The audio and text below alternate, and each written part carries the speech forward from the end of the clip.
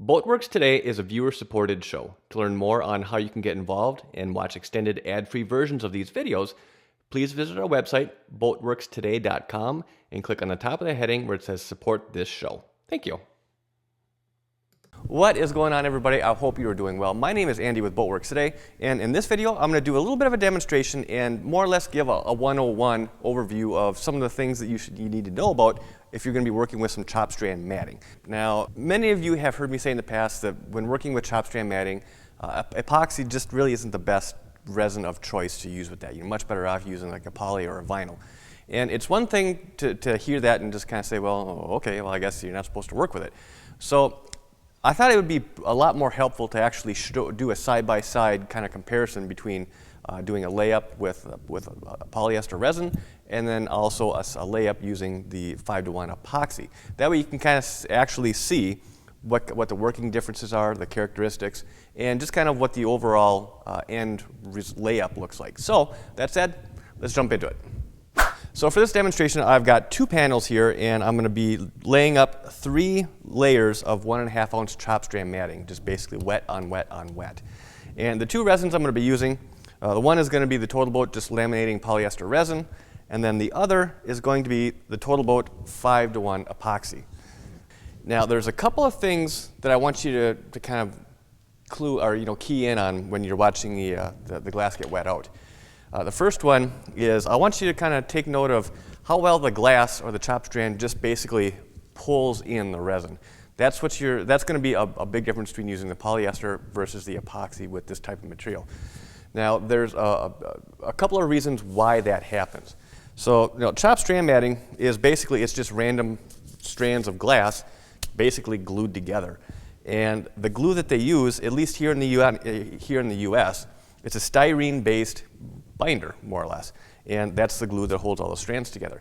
Now, if you go over to, I believe over in Europe, the chop strand that they manufacture there, they don't use a styrene binder, they use a type of a powder binder, and this is where there is some confusion. The powder binder, at least the chop strand that you get over in Europe, that stuff is compatible with epoxy, and the reason being is that there's nothing that the epoxy has to dissolve in the chop strand in order for the glass to absorb it. Now, glass is glass. It doesn't matter what kind of glass it is. It will pull the resin in if there isn't any kind of a coating or a styrene binder over top of those strands that would prevent that glass from being able to basically absorb the resin. Now, the reason this chop strand works so well with poly is because one of the larger ingredients in this polyester resin is styrene. That's what basically thins it down. So the styrene that is in the polyester and the vinyl ester resin, it dissolves the binder that's holding the chop strand matting here that's using the styrene-based binder. That does not happen with epoxy, and that's why it just doesn't really pull it in. But don't take my word for it. Let's just get started. Let's see. I'm going to initially do an 8-ounce pour. And for this amount of resin, I want to catalyze this at 1% hardener. So I'm going to be adding in about 2.5 cc's of MEK, or methyl ethyl ketone peroxide. And my eyes are not what they used to be. I'm having a really hard time seeing this.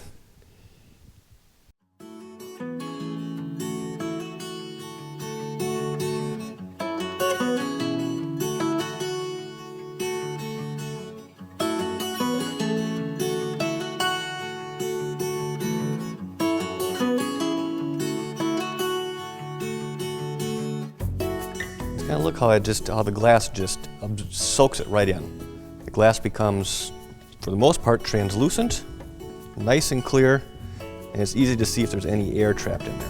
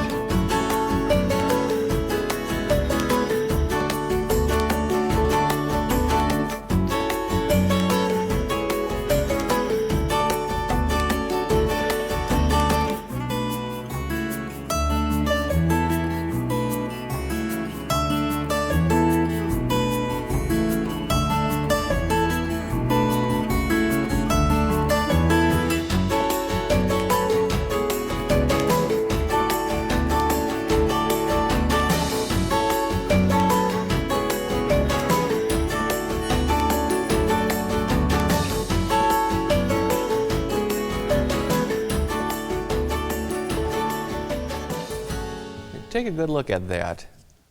The glass is translucent. It's just got a good look to it. It looks happy. I don't think that makes any sense, but it looks good. It's nice and clean. There's no jagged pieces of glass sticking up. It looks like a good layup. So that first layup was done with about 8 ounces of poly resin, and there's very little left. A little bit, but not much. So what I'm going to do is I'm going to pump out roughly the equivalent amount of epoxy. So I'm going to do about 8 ounces of the 5:1 total boat epoxy, and then add the catalyst or the hardener, and then see how far that actually gets us with these 3 layers of chop strand. Now all 3 of these layers were roughly the same size. I mean, maybe a 1/4 inch difference on the width, but for the most part, it's the same glass, same width, same length. So trying to get a like for like. So let me get the epoxy pumped out and see what happens.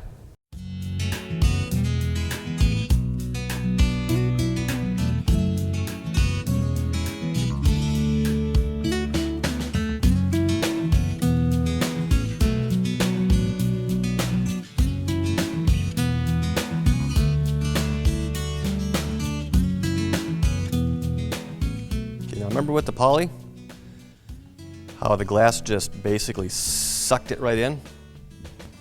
It's not happening here.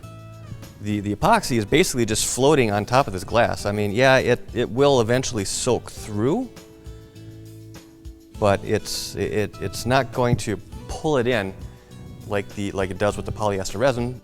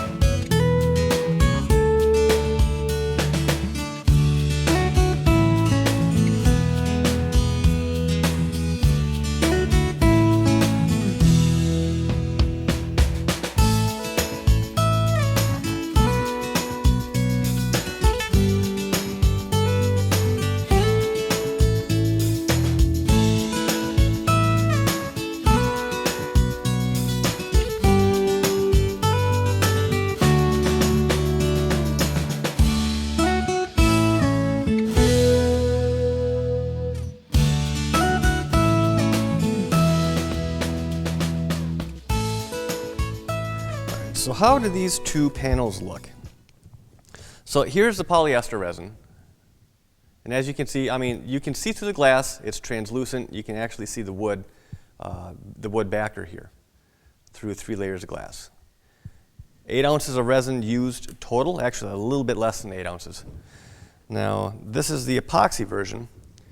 And you can look, it's kind of a milky white. You can't see through it. The glass has not gone translucent.